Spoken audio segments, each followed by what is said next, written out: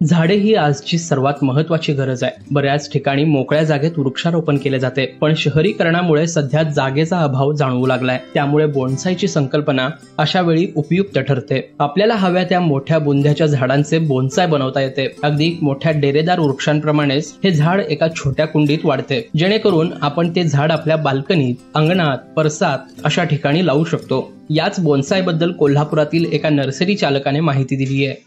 बघितलं इथं तर वडाच्या रोपाचा आपण बोन्साय बनवलेला आहे। साधारण हे वडाचं झाड आमचं 39 ते 40 वर्षापासून आम्ही करतोय। त्याला जोपासलेला आहे, त्याला पूर्ण पारंब्या वगैरे आलेल्या आहेत। या पद्धतीनं बोन्साय केला जाते।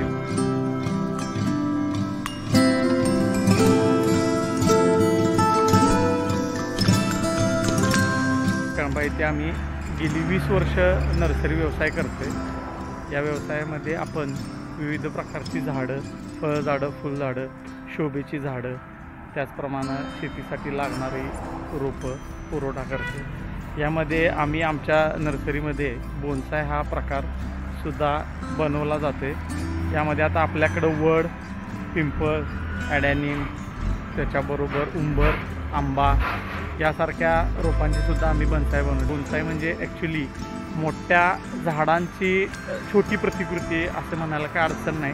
त्यामध्ये आपण आंबा असेल, त्याच्यानंतर वेगवेगळ्या प्रकारची फुलझाडं की ज्याचा बुंदा मोठा होतोय अशा प्रकारची झाडं, त्यामध्ये वडाची सुद्धा आपण बनवू शकतो, पिंपळाची, उंबर या रोपांची आपण प्रतिकृती। त्यामध्ये काही शोभेची झाडंसुद्धा आहेत की ज्याची आपण लहान प्रतिकृती तयार करू शकतोय। फळझाडं जी बोन्साय केलेली असतात त्याच्या वयोमानाप्रमाणे त्याला फळधारणा होते। फक्त कसं आहे, जी मोठ्या झाडाला फळधारणेची संख्या असते तेवढी मिळत नाही, पण त्याला फळधारणा होते। बोन्सायची किंमत तशी बघायला गेली तर बाजारामध्ये बोन्सायच्या झाडाचं वय जितकं मोठं आणि त्याचा आकार जितका चांगला तयार झालेला आहे त्याच्यानुसार त्याची किंमत ठरली जाते। सर्वसाधारण बोन्सायची झाडं ही कमीत कमी 5,000पासून जास्तीत जास्त 1.5 लाख 2 लाखापर्यंत सुद्धा याची किंमत बाजारामध्ये होते।